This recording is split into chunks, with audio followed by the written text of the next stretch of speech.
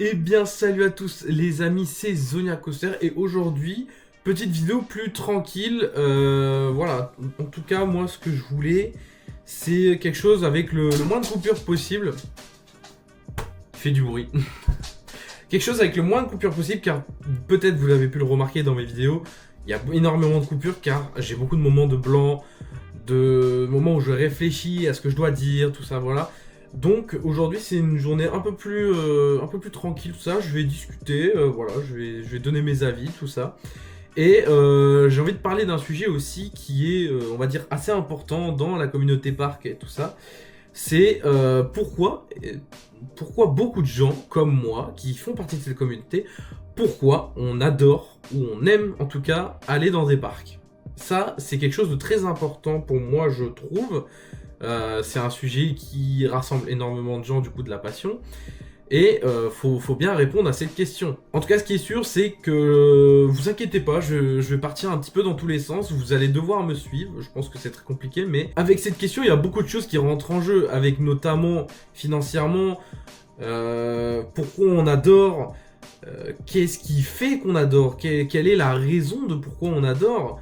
Voilà, il y a énormément de choses à dire dans cette question.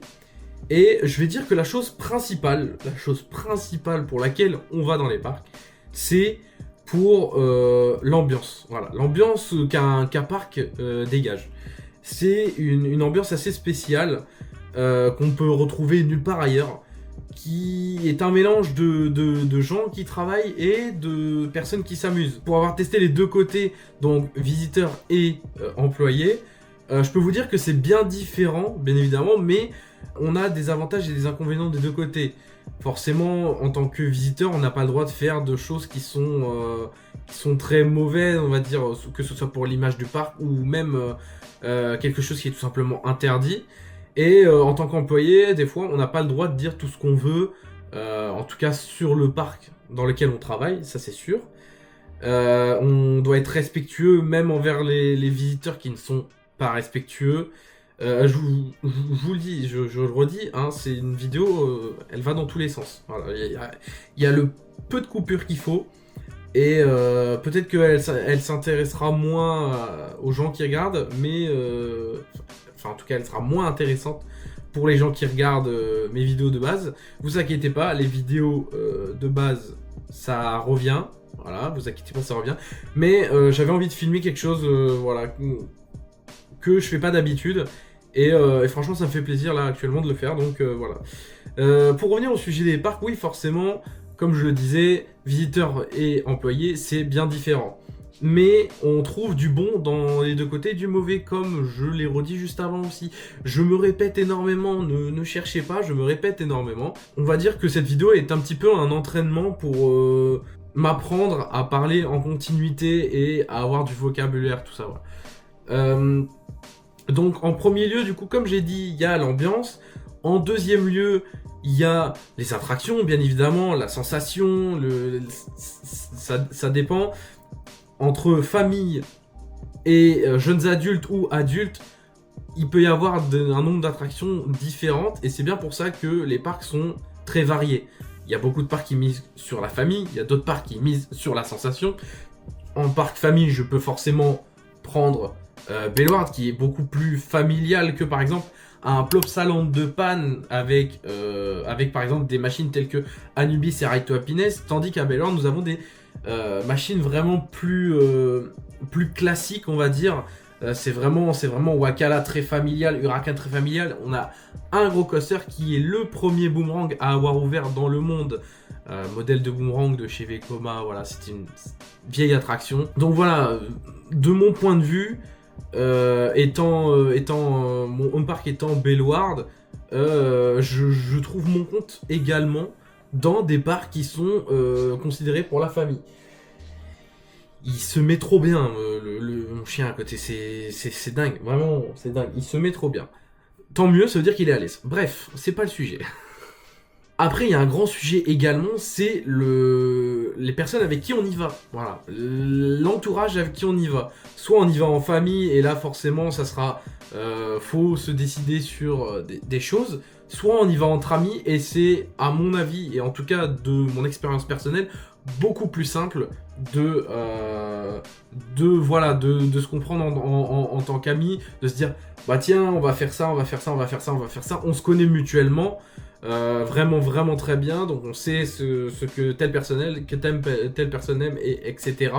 Donc pour moi, je pense que en tant qu'ami, c'est forcément mieux qu'en tant que famille, même si les deux sont très bien, hein, je vous dis, de toute façon, une journée dans un parc, c'est... vous pouvez aller dans un parc qui n'est vraiment pas très dingue, et quand même passer une très bonne journée. Vous pouvez aller dans des petits parcs et passer une excellente journée. Comme par exemple Denlis Park, qui est un petit parc, et pourtant, à chaque fois que j'ai visité, c'était tout simplement, comme dirait ma génération, un banger. Voilà. Ou par exemple, bon après là on arrive dans... Peut-être c'est à peu près le même que Dennis Park, le parc du Bocas, qui est très bien aussi pour les familles. On n'est pas du tout la cible, avec la team T2F, on n'était pas du tout la cible. Et c'était vraiment très plaisant à visiter. Et on a passé une superbe journée. Je pense que c'est l'une des journées que j'ai le plus adoré dans ma vie de park fan et de coaster fan. Après aussi, on peut donner le sujet de les saisons. Il y a beaucoup de saisons, il y a énormément de saisons. Bon là actuellement on est dans une saison très creuse, car c'est une saison d'hivernage où tous les parcs font de la maintenance sur leurs attractions pour les remettre un petit peu à neuf, certaines. D'autres faire de la maintenance simplement classique, et voilà, ne pas se prendre la tête, tout ça, c'est quelque chose de chaque année, il y a toujours une maintenance chaque année, mais certains des fois ont une maintenance plus poussée sur une année, et ils sont tranquilles pendant 5 ans, voilà, donc... mais en tout cas, en termes de saison, on a bien évidemment la saison printemps, souvent les parcs s'amusent à faire Pâques. C'est une période assez tranquille pour aller dans les parcs d'ailleurs, je vous le conseille, c'est une période qui est super tranquille pour aller dans les parcs honnêtement. Et après on a l'été, des fois certains parcs font des grosses saisons d'été, comme par exemple Phantasialand qui fait une très grande saison été, mais on peut avoir aussi des parcs qui simplement ne font pas forcément de saison été, comme par exemple l'année dernière à Bellward, où ils se sont principalement concentrés sur Halloween, et franchement ça a très bien fonctionné, et je préfère honnêtement qu'ils se concentrent sur Halloween. Donc bien évidemment, comme je l'ai dit, Halloween qui est une très grande période pour énormément de parcs, voire même tous les parcs quasiment.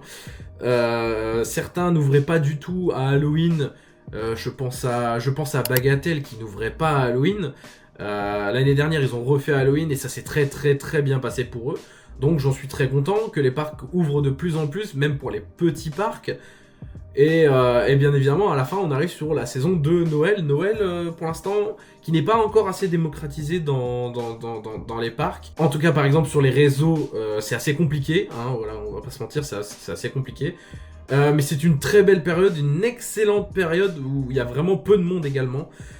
Si je peux donc entre guillemets, vous éviter 2 périodes si vous voulez être tranquille pour visiter un parc et le visiter bien, c'est le printemps et Noël. Voilà, c'est les 2 périodes où il y a entre guillemets le moins de monde, même si par exemple cette année à Bellward c'était vraiment super et il y a eu beaucoup de monde, donc ça fait trop plaisir pour le parc. Mais voilà, c'est des saisons souvent où il y a peu de monde. Je sais qu'il y a 2 ans c'était moins le cas, il y avait beaucoup moins de monde, mais en tout cas l'année dernière c'était bien, il y avait plus de monde.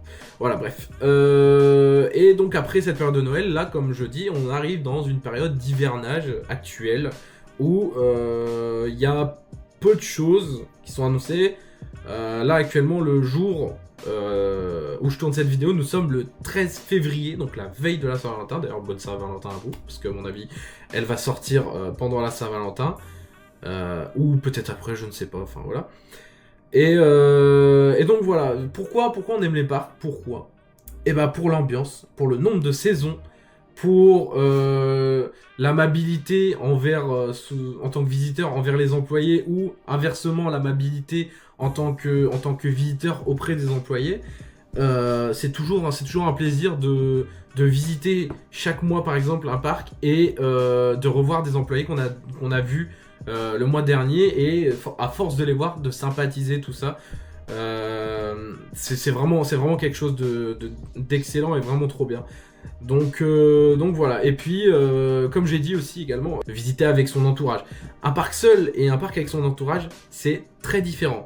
Et attention, ce n'est pas parce que vous visitez un parc seul que c'est mauvais. Des fois, ça a des très bons côtés. J'ai pu faire ça, j'ai pu l'expérimenter moi-même. Et honnêtement, c'est vraiment très bien parce que c'est vous qui faites votre journée. Et si vous, par exemple, vous n'avez pas envie, imaginons, je prends l'exemple de mon parc, mais si, imaginons, j'ai pas envie de faire Wakala, bah je vais pas faire Wakala. Et je vais, si j'ai envie, par exemple, une journée, par exemple, j'avais fait une vingtaine de fois Amazonia, parce que j'adore cette attraction, elle est sublime cette attraction, voilà. Il y a rien à dire dessus. Et peut-être les problèmes de maintenance, mais ça, enfin les problèmes de maintenance, non. Les problèmes de fiabilité, mais ça c'est parce que c'est un prototype, donc forcément c'est très compliqué à entretenir et à faire fonctionner. Mais, euh, mais oui, vraiment, vous pouvez faire toute votre journée à vous, et c'est vous qui décidez. C'est vous qui décidez, et ça c'est très plaisant. Voilà, c'est vraiment très très plaisant. Et on peut faire vraiment ce qu'on veut. Si vous avez envie juste de vous balader, bah baladez-vous, il n'y a pas de souci. Personne ne va vous dire quoi faire. Et quand vous êtes avec votre entourage, personne ne va vous dire quoi faire non plus. À moins que vous êtes avec un très mauvais entourage. C'est vraiment, pour moi, c'est dans un système de démocratie. C'est-à-dire que chacun dit ce qu'il veut. Et si par exemple chacun donne une proposition différente et qu'au final il y en a un parmi les quatre, parce que je prends un groupe de 4 vu que nous sommes 4 dans la team T2F, si par exemple moi je dis que je veux faire Wakala, Noah dit qu'il veut faire Boomerang, Alex dit qu'il veut faire Huracan et Romain dit qu'il veut faire, je sais pas moi, Niagara. Et bah par exemple moi qui veux faire, je crois que j'ai dit Wakala, moi qui veux faire Wakala, et si je vais dans la vie de Romain en disant ah bah moi aussi en vrai j'aimerais bien faire Niagara. Et là après on se met tous d'accord, voilà c'est quelque chose de démocratique, c'est-à-dire que si on a 3 qui veulent faire quelque chose et qu'il y en a un qui veut faire autre chose, bah on va forcément aller vers du côté des 3. Parce que le dernier, voilà, il est en infériorité numérique, donc forcément, voilà. Après s'il y a une égalité, souvent on fait les deux, voilà. On fait les deux, donc c'est plus simple. Qu'est-ce que je pourrais dire encore sur pourquoi on aime les parcs? Tiens, encore un autre sujet, c'est la découverte de nouveaux parcs. Voilà, par exemple, cette année, enfin l'année dernière, j'ai découvert Europa Park, qui est un excellent parc, hein, vraiment un excellent parc. C'est vraiment mon top 1. Voilà, pour moi, il n'y a pas de débat. En Europe, actuellement, c'est l'un des meilleurs parcs d'Europe. Et voire, on n'est pas loin d'un des meilleurs parcs du monde. Mais bon, il y a les États-Unis, tout ça. Il y a tout ce qui est la firme Disneyland. Donc voilà. Mais visiter de nouveaux parcs, ça ouvre toujours de nouvelles possibilités, de nouveaux horizons. Il y a toujours pour les coaster fans, il y a toujours des machines bien différentes. Je sais que par exemple, nous avons des petits parcs aux Pays-Bas que nous devons faire cette année. Dunrail et Drivlit qui ont des modèles assez différents. Bon, un Eurofighter, c'est pas... Vous inquiétez pas, si vous connaissez pas, c'est pas très grave, je vais mettre les traductions au-dessus, ou je les mettrai en description, comme ça vous allez comprendre un peu ce que je dis. Mais oui, c'est des modèles assez différents, de constructeurs différents. Puis c'est toujours aussi pour créer de beaux souvenirs avec votre entourage que vous allez dans un parc. Voilà, comme des photos, comme vous pouvez voir derrière là par exemple, vous pouvez les voir là au niveau de mon doigt. Il y a des photos, il y a beaucoup de choses que les parcs font pour que vous passiez une très bonne journée et que vous ayez de beaux souvenirs pour la fin de journée et pour le reste de votre vie. Quand vous voyez la photo, vous dites ah oui, c'est vrai, c'était ce jour-là. Voilà, vous vous en souvenez directement et c'est ça qui fait qu'on passe de très très bonnes journées dans les parcs. Et puis bien sûr, faut être avec les bonnes personnes. Comme je l'ai redit, faut être avec les bonnes personnes. Si vraiment ce sont des personnes qui vous jugent et ne vous prennent pas du tout au sérieux, ne restez pas avec eux. Même si ça fait mal au départ d'être seul potentiellement, ne restez pas avec eux. Voilà, c'est une passion qui a beaucoup, où il y a beaucoup de bonne volonté, de good vibes. Oui, forcément, dans toute communauté, il y a de mauvaises choses, mais ça reste vraiment en très très grosse minorité comparé à la bienveillance de cette communauté. J'en suis très content et j'en suis très fier d'en faire partie. Et puis je pense que j'ai fait le tour. Vous pouvez voir que même dans ma posture et tout ça, j'ai J'ai vraiment voulu faire quelque chose de très simple et où je parle peut-être un petit peu partout, ça part un petit peu partout. J'espère que vous arrivez à me suivre. Mais voilà, c'est vraiment quelque chose, je voulais montrer comment je pouvais être dans la vie et comment est mon comportement, voilà, sur cela. Parce que les vidéos très travaillées où je coupe, c'est vraiment j'essaye de faire le mieux que je peux et c'est vrai que je suis un peu moins moi-même parce que il y a un texte, tout ça, je suis le texte que j'ai fait.